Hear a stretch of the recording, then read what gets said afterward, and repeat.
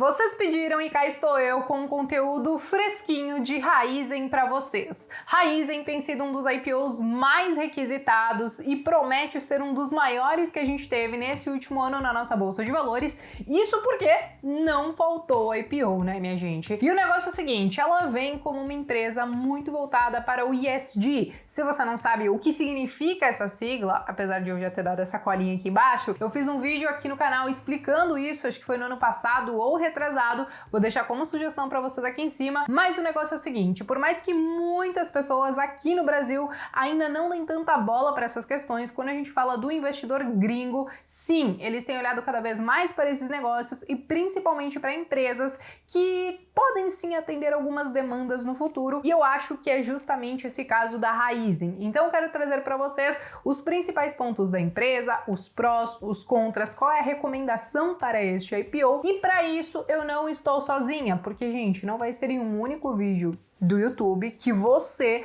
vai acabar tirando as suas conclusões para entrar ou não no IPO. Então tem sim toda uma análise e um estudo detalhado que a equipe da Levante fez. Esse relatório está de graça para vocês aqui na descrição. Então se você é uma pessoa que estava assim de olho nesse IPO da Raizen, não deixem de estudar, porque tudo no detalhe, tintim por tintim, continhas, gráficos e tudo mais, tá tudo aqui nesse relatório para vocês e no vídeo aqui hoje, apesar da gente ter aí toda a cronologia, esqueci o nome que fala, mas enfim, tudo que a gente vai falar aqui no vídeo vão ser realmente os principais pontos, porque não tem como passar por todos, beleza? Agora, antes da gente começar, eu já quero pedir para vocês se inscreverem aqui no canal, deixarem o like de vocês e agora sim, vamos pro vídeo. O negócio é o seguinte, gente, a Raizen, ela vai estar listada na nossa bolsa de valores a partir do mês que vem como Raiz 4. Pois é, a gente já começa dizendo o seguinte, ela não aderiu ao novo mercado e os acionistas terão acesso apenas às ações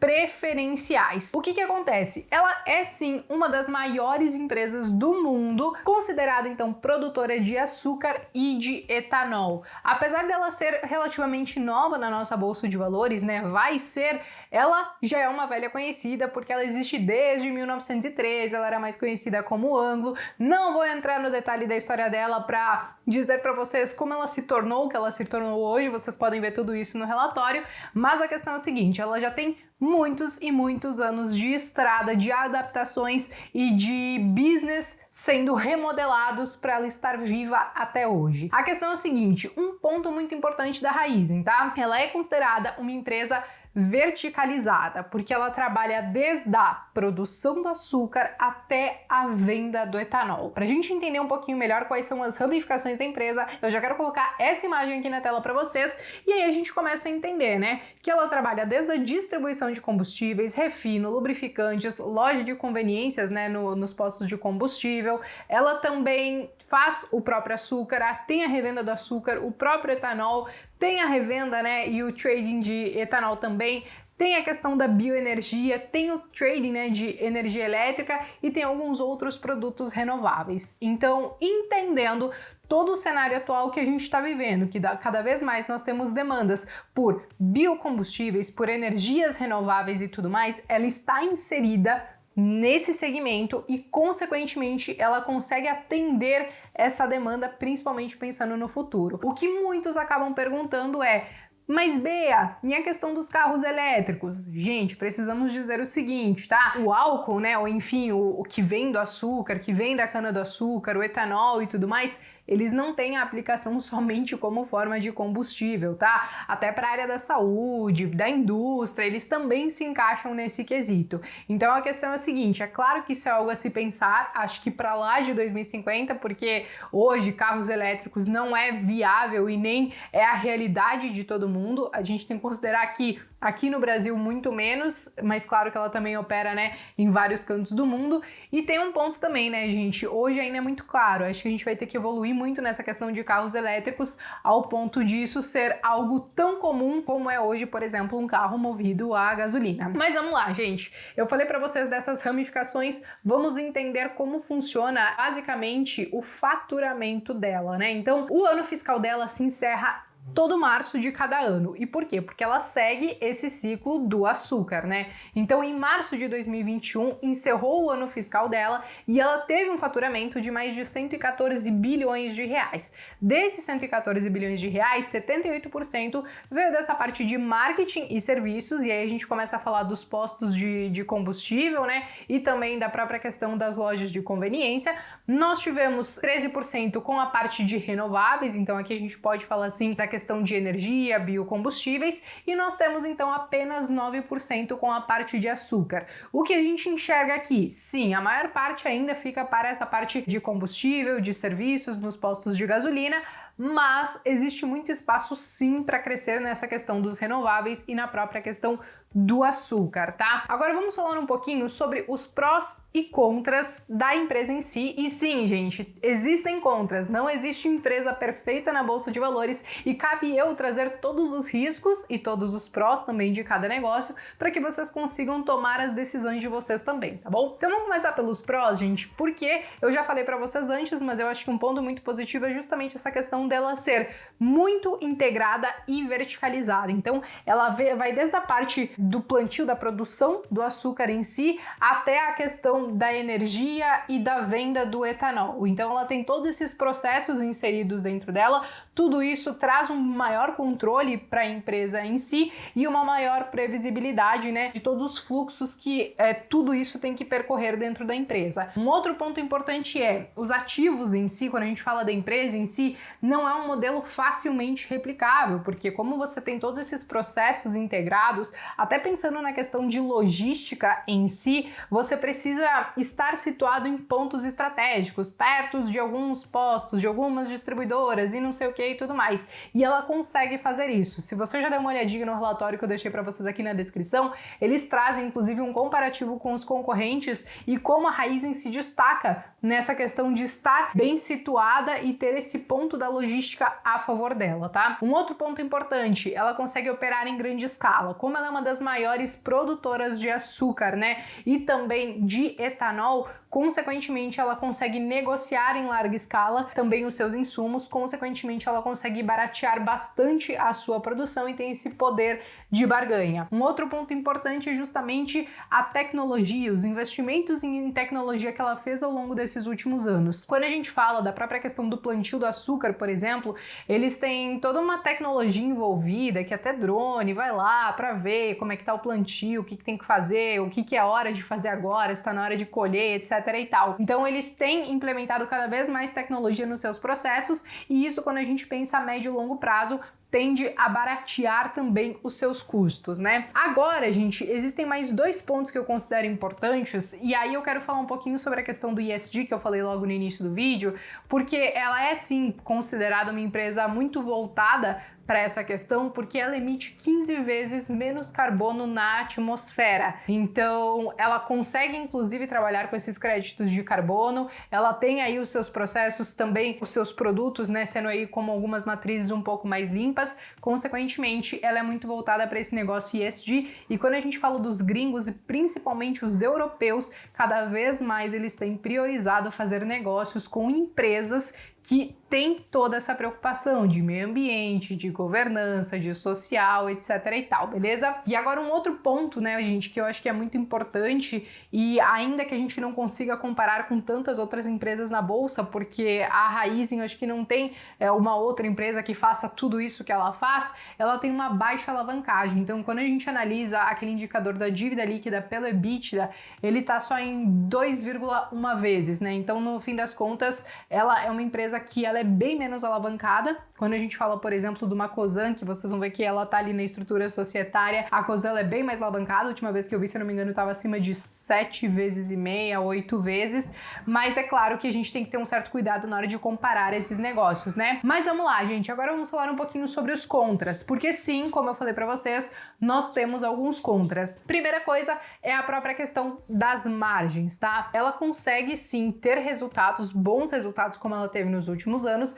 mas claro que muito em questão do volume, porque as margens mesmo, elas são bem apertadinhas, então ela depende de vender bastante para conseguir produzir o resultado. A outra questão é a estrutura societária, mas aqui eu quero colocar entre parênteses porque essa é uma preocupação, não é algo que atrapalhe hoje, mas é algo que a gente tem que observar lá na frente. Como vocês podem ver nesta imagem aqui, a gente tem 50% da Cosan e 50% da Shell como os controladores, né, da Raízen. E a questão da Shell, né, gente, é que se a Raízen ela tá muito voltada para essa questão do ESG, a Shell ela tá quase nada voltada para essa questão de ESG, mas ela tá tendo que se adaptar, inclusive porque ela foi autuada, foi notificada, ela vai ter que se adaptar, se eu não me engano, até 2045 ou 2030, se eu não me engano, nos seus processos e tudo mais. E aí a gente fica nessa, poxa, a Shell ela tem 50% de uma empresa que é muito voltada para o ESG, mas a própria Shell não é. E o que cabe a gente ver aqui? Como que a Shell ela vai conseguir se adaptar lá na frente e se isso eventualmente pode ter algum impacto na Raízen, mas eu acredito que não e que isso seja algo não tão relevante assim, mas quis trazer esse ponto para vocês, tá? Um outro ponto importante, tá, gente? Talvez eu tenha falado no início do vídeo, agora já não lembro, mas é a própria questão do novo mercado, né? A Raízen, ela optou por não aderir ao novo mercado, que é o mais alto nível de governança corporativa. Alguns investidores até ficaram meio assim do tipo, poxa, você tá tão preocupada com essas questões ESG, energias renováveis, biocombustíveis e não sei o quê, e aí você não adere ao novo mercado? Pois é, nós teremos acesso apenas às ações preferenciais Raiz 4, como eu falei para vocês no início do vídeo, e este é um outro ponto que eu colocaria como um contra, mas não é determinante para dizer, olha, sei lá, isso prejudica totalmente a empresa. Não, e também nada impede que a empresa, né, se adapte ao longo do tempo e migre para o novo mercado. Outro ponto e o último, talvez contra, que eu gostaria de trazer, mas não é um ponto contra em si, é só um ponto para a gente ligar um alerta para os riscos, né, do negócio, porque a gente precisa entender. Como a gente está falando da Raízen, que ela é produtora de açúcar, de etanol, que tem toda essa questão dos postos de gasolina, que tem das lojas de conveniência e tudo mais, no ano passado ela acabou sofrendo um pouco, como vocês podem ver nesta imagem aqui, a gente teve uma queda no EBITDA dela. Consequentemente, a gente viu ali, principalmente no primeiro e no segundo trimestre, uma queda na demanda por combustíveis e tudo mais. A gente teve também uma queda no barril do petróleo, e aí quando tem essas quedas mais acentuadas, ela pode eventualmente ser afetada por conta dos preços, que muitas vezes se balizam também na cotação do petróleo, né, que influenciam em outros derivativos também. Mas a questão dela é o seguinte, muita gente pergunta, se cair, se subir o preço, o que muda para ela em si? É só se cair muito, por exemplo, mas o ponto dela é que muitas vezes ela fecha as suas negociações, os seus contratos de venda, já pensando em 12 meses lá na frente, então ela consegue travar esses preços. Então ela não sofre tanto com essa flutuação dos preços das commodities, mas é bom a gente ficar atento porque, por exemplo, no ano passado que a gente teve uma crise diferente, que a gente teve uma demanda um pouco menor, esse EBITDA foi ajustado. Só que o que a gente deve ver agora até o final de 2021 e para 2022 e talvez 2023? Nós estamos vendo todas as economias tentando se recuperar, um aumento na demanda por combustíveis, um aumento na demanda por questão de energias renováveis e tal. Então a Raízen, ela pode se favorecer bastante com todo esse movimento de recuperação econômica. Agora vamos falar um pouquinho, gente, sobre a oferta de ações em si, sobre o IPO em si. Eu sempre digo para vocês que o primeiro ponto e o mais importante é entender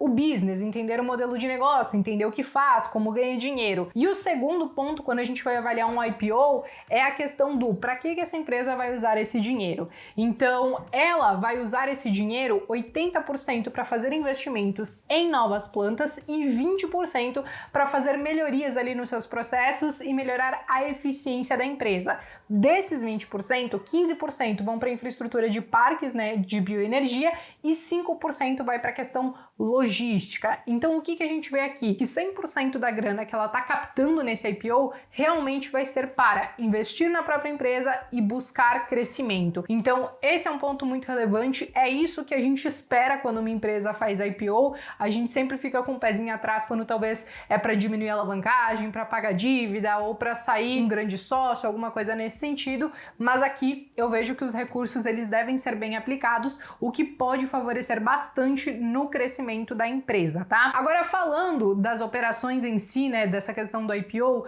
ela espera levantar até 10,5 bilhões de reais, o que então pode ser considerado um dos maiores IPOs que a gente vai ter na nossa bolsa de valores para esse ano, e a faixa indicativa vai de R$ 7,40 até R$ 9,60. Claro que a gente está vendo que está tendo uma demanda muito grande por este IPO, muitos estão falando sobre ele, nós estamos vendo que vários analistas realmente estão otimistas com esse case, com a empresa em si, então a gente pode sim esperar uma demanda muito grande e por isso que a recomendação da Levante Investimentos é sim participar do IPO com lockup, a fim da gente conseguir talvez um rateio um pouquinho maior, porque se tiver uma demanda muito grande, pode ser que o percentual que a gente consiga colocando sem lockup seja quase nada, né? E eles também recomendam que a gente aceite, assim, o teto, né, que é esses R$ 9,60, e eles ainda assim veem um crescimento de mais de 38%. Eu considero, gente, que olhando todas essas informações e tudo que eu estudei nesses últimos dias, nessas últimas semanas,